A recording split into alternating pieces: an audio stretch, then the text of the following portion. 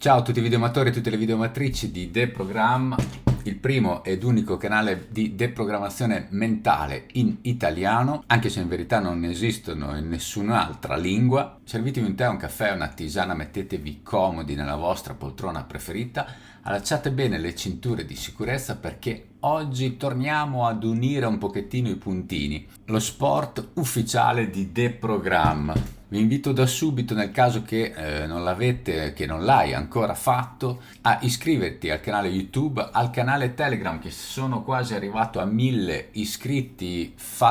Aiutatemi ad arrivare a 1000 iscritti prima di Natale. È un piccolo regalo per me e per voi è completamente gratuito, ma è un gran bel segnale del vostro apprezzamento anche su quella piattaforma, anche sui contenuti che pubblico in maniera quasi giornaliera anche su Telegram. Cerchiamo di unire i puntini, di fare un pochettino più di chiarezza in una situazione che è estremamente complessa, anche un poco complicata da trattare. Io non sono certo un esperto di geopolitica, anche se vi devo dire che la cosa mi appassiona da sempre, perché la struttura geopolitica, la geopolitica in sé per sé spiega tante cose, ma la situazione non è mai semplice, nonostante la stampa ci voglia far credere che lo sia, non lo è affatto. Ma ciò che è successo in Siria, la caduta del regime di Assad, ha messo, se si può dire, un pochettino più le cose in chiaro. Sono venuti fuori certi obiettivi, diciamo un piano che forse era stato già designato o disegnato da tempo, da molto tempo in verità, e che adesso è ancora più chiaro. Lo dico per quelli che ultimamente erano terrorizzati dalla guerra atomica, spaventati dai missili che cadono dal cielo e che da un momento all'altro potrebbero radere al suolo l'intero pianeta. La minaccia nucleare che è stata sventolata ovunque, che tutti i giornali e purtroppo tantissima controinformazione o informazione libera, chiamatela come volete, ci ha riempito i titoli sia di giornali, di testate online, ma che anche e soprattutto di youtuber che marciano sulla paura atavica della morte collettiva, della distruzione, del catastrofismo legato alla cultura nucleare, alla propaganda nucleare. Ne ho parlato in diversi video, tanti video ormai ho fatto, cercando di smontare, cercando di deprogrammare le persone per rimettere un pochettino le cose al proprio posto, ma ci ha pensato in un'intervista molto recente con Tucker Carlson Lavrov, una delle figure più emblematiche e pragmatiche russe, che oramai risiede in tutte le organizzazioni sovranazionali e nazionali ed è presente un poco ovunque. In una recente intervista, in pochi secondi, ha smontato tutta questa teoria che vuole che la Russia da una parte e gli Stati Uniti dall'altra non si parlino, non comunicano, che siano i più acerrimi nemici, strutturati e completamente divisi, tanto da poter sganciare missili uno sull'altro in un batter di ciglio. Beh, Lavrov in 10 secondi, o forse qualche secondo in più, ha messo in chiaro le cose. Cosa ha detto sostanzialmente? Ha detto che tutte le volte che una delle grandi potenze, delle superpotenze mondiali, utilizza un missile a lungo raggio, a lunga portata, ci sono dei sistemi computerizzati collegati tra gli Stati Uniti e la Russia che inviano il segnale GPS della partenza del missile e dove è destinato. E lo fanno mezz'ora prima che questo accada. Perché? Il perché è molto semplice: per non confondere un potenziale attacco tra le due potenze con, ad esempio, un lancio di prova o comunque un lancio in uno scontro che non riguarda direttamente le due potenze. Ed è il caso del missile lanciato dalla Russia, missile che avrebbe potuto portare anche testate nucleari, ma che chiaramente non l'ha fatto, sull'Ucraina. E mentre tutto il mondo occidentale, o mentre sarebbe meglio dire l'estremo occidente, era distratto, ipnotizzato da questa situazione, il regime di Assad cadeva. Ma nel caos che regna sovrano, praticamente al tempo stesso Trump è in viaggio per il Notre Dame, per andare all'inaugurazione del Notre Dame insieme al suo amico Macron e a Zelensky. Eccoli qua i due nani con i tacchi a spillo che cercano di trovare il loro posto davanti al gigante. Oltre che a una schiera di capi di Stato e di personaggi che hanno preso parte a questa inaugurazione. Nel giorno in cui la Corte Costituzionale Europea ha messo definitivamente, ha gettato nell'archivio, o come si diceva dalle mie parti, aveva un tavolo che ballava un pochettino e l'ha messo un pochettino sotto al tavolo, tutto il processo riguardante la von der Leyen, l'Ursula della Luce, e i suoi accordi segreti con Pfizer, i messaggini di cui nessuno sa bene che fine abbiano fatto. Lo stesso giorno che veniva approvato dalla stessa Corte l'accordo di commercio tra l'Europa e il Sud America, il famoso e famigerato Mercosur, che condanna l'agricoltura europea in un mercato di libero scambio tra appunto l'America Latina, Argentina, Brasile, Paraguay, Uruguay e anche Bolivia, con una probabile adesione pure del Venezuela per quello che riguarda le importazioni dirette di prodotti agroalimentari che verranno dal Sud America, dove praticamente non si rispetta nulla di quello che invece si rispetta in Europa, facendo in parole povere della concorrenza sleale, cioè dando il colpo di grazia a tutto il sistema agroalimentare europeo. Nello stesso giorno in cui la stessa Corte invalidava le elezioni in Romania. Tutto in 24-48 ore. Pensate quanto lavorano duro questi giudici. Lavoreranno giorno e notte. Tra una festa, una inaugurazione, una sentenza, Assad cade e tutto il mondo festeggia. Nessuno però si chiede veramente chi è che prende il suo posto, chi sono i ribelli.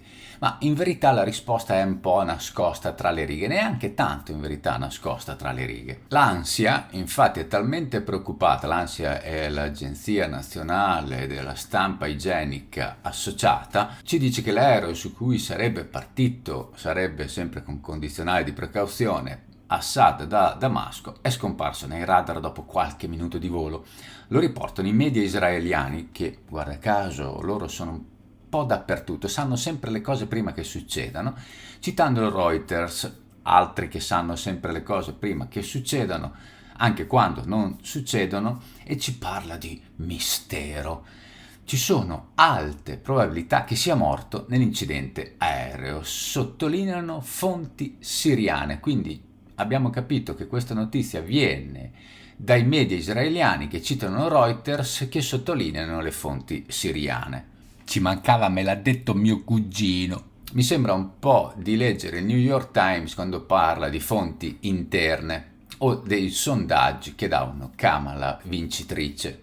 Sia santificato il nome di Kamala, sempre. Allo stesso tempo Ansia ci racconta che Biden ha dichiarato che finalmente il regime di Assad è caduto. Questa è un'opportunità storica per il popolo siriano. Assad deve essere portato davanti alla giustizia e punito, non come suo figlio, che invece viene risparmiato da una ventina d'anni buoni di carcere, per non dire l'ergastolo. Quando si tocca la famiglia, 2 pesi, 2 misure. Il Sole 24 Ore ci dice che lo sviluppo è positivo, è atteso da tempo. La Casa Bianca esclude un intervento diretto degli USA. Praticamente dichiara che sono stati loro insieme a Israele. Ma la cosa più curiosa succede quando si deve cominciare a descrivere chi arriverà al suo posto. E allora abbiamo il TG La 7 che ci dice: Siria, i ribelli conquistano Damasco. Assad è fuggito, residenti in strada che festeggiano la fine del regime. Ma chi sono questi ribelli? Non saranno mica gli stessi ribelli che sono stati armati più o meno da una ventina d'anni, armati e istruiti dalla CIA per ribaltare qualche regime filorusso che poi ha ribaltato qualche regime troppo laico? Infatti poi la Siria era l'ultimo baluardo laico del Medio Oriente, la Siria con basi russe sul Mediterraneo. Ma Le Parisien, che poi riprende ed è ripreso da quasi tutte le testate giornalistiche del mondo, ci dice che è un radicale pragmatico. leader dei ribelli in Siria che ha rovesciato il regime di Bashar al-Assad. Ce lo dice sempre Anse, che riprende la stessa cosa e dice che il capo dei ribelli, originario della regione di Damasco, ha 42 anni, fondatore del 2012 dell'area siriana di Al-Qaeda. Salutava sempre, dava sempre il buongiorno a tutti, dicono i suoi vicini di casa, era davvero un bravo ragazzo. Uno di quei tagliagole moderato, infatti era molto delicato nel taglio, non faceva poi soffrire così le sue vittime. Insomma, siamo passati da Al-Qaeda e ISIS come organizzazioni terroristiche ricercate in tutto il mondo che giustificavano guerre ovunque, a Al-Qaeda, ribelli moderati e pragmatici. Ma perché questa situazione in Siria ci aiuta ad unire i puntini? Perché ci fa capire un po' meglio chi sono i veri vincitori, che poi spesso sono i mandanti. Oltre al fatto che, ritornando all'intervista di Lavrov, ci fa anche capire bene che l'Ucraina alla fine era uno strumento, era una zona di passaggio, che nessuno avrebbe mai fatto, mai aperto un conflitto nucleare per l'Ucraina, che a nessuno veramente fregava più di tanto dell'Ucraina, oltre chiaramente a tutte le situazioni geopolitiche, le risorse che sono presenti in questo enorme territorio. Che cosa rappresenta l'Ucraina per la Russia? Lo abbiamo visto proprio perché la Russia è intervenuta in Ucraina dopo una decina d'anni di situazioni critiche, dopo una decina d'anni che il popolo ucraino, ricordo che i popoli sono sempre quelli che soffrono, sono quelli che la guerra la combattono davvero, mentre chi prende le decisioni guarda semplicemente ai soldi. Ed è una cosa che dobbiamo mettere in chiaro da subito: si seguono gli interessi economici, e Repubblica in questo caso ce lo fa capire ancora meglio titolando appunto che inizia l'era di Al-Jolani, o Jolani, non so come si dica, il miliziano pragmatico. Purifichiamo il paese. Si passa quindi da un regime sanguinario ma laico a un regime fatto di estremismi che vuole purificare il paese, ma è buono. È una purificazione buona. Abbiamo i genocidi cattivi e i genocidi buoni. Abbiamo le bombe cattive e le bombe buone. Le bombe, la guerra per la democrazia, e la guerra. Si capisce chiaramente che tutta la stampa immondizia, l'informazione spazzatura che ci troviamo a leggere, che ci viene propagandata in Occidente come informazione, ma altro non è che spazzatura, un po' come il cibo spazzatura, un'informazione usa e getta che non prevede che voi, noi, tu, io abbiamo una memoria, che siamo persone normali che ci ricordiamo che 5 anni fa o anche meno forse Al-Qaeda era un problema internazionale ed oggi invece diventa la soluzione al problema, era combattuta, era inseguita ovunque su tutto il territorio del mondo, ed oggi sono i ribelli, quelli che ribaltano i regimi cattivi. Ma ci fa anche capire che di dietro ci sono degli interessi geopolitici che vedono degli stati a cui viene permesso di fare tutto, come Israele, che con l'arrivo di Trump sarà ancora più appoggiato dagli Stati Uniti, avrà ancora più il permesso di fare quello che vuole, di bombardare a destra e a sinistra, di fare saltare in aria ambasciate in paesi sovrani, di ampliare i propri territori. Il tutto con l'appoggio degli Stati Uniti, della comunità internazionale, che di internazionale non ha nulla perché parla solo e esclusivamente di estremo occidente, ma non solo, c'è anche il ruolo della Turchia. Perché parlo di Turchia? Perché in un racconto che vi ho fatto un po' di tempo fa, parlando di un amico afghano che era arrivato a piedi, pensate un po', dall'Afghanistan fino in Europa, scappato dalle bombe americane e dalla situazione ingestibile che era nel suo paese di origine, della sua famiglia appunto afghana, era scappato fino qua e mi aveva raccontato del ruolo della Turchia per quello che riguardava la gestione dei rifugiati.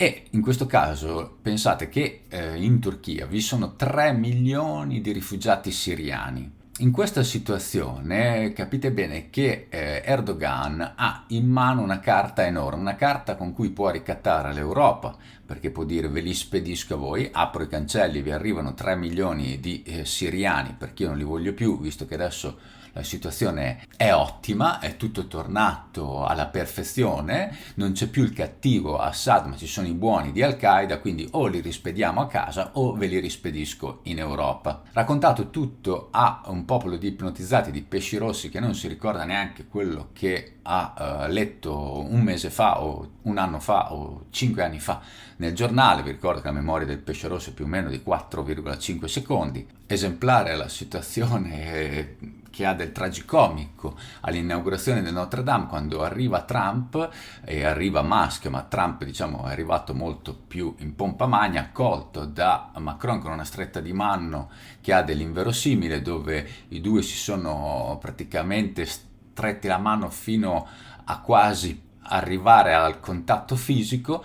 Macron che voleva manipolare in tutti i modi Trump che è un personaggio che è tutt'altro facile che da manipolare, soprattutto per quello che riguarda la gestualità e soprattutto per quello che riguarda il suo approccio con gli altri capi di Stato, che tutti in fila erano lì per leccargli i piedi, quando ancora non è presidente ufficiale, ma diciamo che la sua agenda si sta già imponendo sopra l'agenda Biden che è disperato, che ritorna a parlare nonostante abbia abdicato già da mesi, ma che ogni tanto gli vengono ricaricate le pile dietro, gli viene girata la levetta che ha di dietro nella schiena, o probabilmente semplicemente gli cambiano le medicine, e si ripropone con dichiarazioni inverosimili dalla giungla o dalla Casa Bianca, che oramai non abbiamo capito qual è la differenza tra uno e l'altro. Insomma, tutti che fino a 2 mesi fa, prima delle elezioni, Trump era il nemico numero uno, quello da combattere, quello che avrebbe causato la guerra atomica, quello che sarebbe stato il problema del mondo, oggi diventa l'amico di tutti, tutti pronti a leccargli i piedi, tutti in ammirazione, in una maniera così squalida che mi viene da pensare che il prossimo passaggio, cioè da qui al 20 di dicembre, probabilmente atterreranno anche gli alieni. Ci mancano solo gli alieni, è successo già tutto quello che poteva succedere, c'è già stata la guerra nucleare, le pandemie sono già scoppiate tutte più e più volte, la Siria è caduta, l'Ucraina ha perso, la Russia ha vinto, Israele continua a fare quello che gli pare senza che nessuno gli dica nulla, nel frattempo che Netanyahu è stato condannato dalla Corte internazionale. I tagliagola dell'ISIS e di Al-Qaeda sono diventati ribelli buoni e sono quelli che salveranno la Siria. Trump viene invitato al Notre Dame di Parigi come se fosse il presidente degli Stati Uniti, venerato più del presidente degli Stati Uniti che non c'era. Lavrov ci racconta che gli Stati Uniti sanno tutto e che la Russia è in accordo con gli Stati Uniti come se nulla fosse. La stampa mondiale fa festa per la caduta del regime di Assad in mano ai ribelli, che di americano non hanno nulla, anzi sono i più anti-americani di tutti, perché volendola vedere dal lato giusto della narrazione, o fate voi qual è il lato giusto, Al-Qaeda non ha certo nulla di filo americano, a parte essere stata addestrata dagli americani, ma ufficialmente trattasi di jihadisti che odiano l'Occidente. Mancano gli alieni sulla Casa Bianca e abbiamo fatto bingo, il Natale è pronto e il 2025 inizia col botto. Dimenticavo di dire che la von der Leyen è salva, l'agricoltura europea è condannata, insieme all'industria che già non vede la luce del sole da tempo, ma che tutti sanno le conseguenze che avrà, tutte le politiche completamente folli delle emissioni zero, che sono un'utopia totalmente irrealizzabile, per non dire folle, per non dire di deindustrializzazione europea. Noi non inquineremo più, faremo inquinare gli altri, li pagheremo per inquinare. La democratica Europa accusa la Russia di aver interferito nelle elezioni in Romania e interferisce annullandole. Insomma, ci manca qualche omino grigio che atterri o a Bruxelles o a Washington e finalmente avremo una situazione più chiara.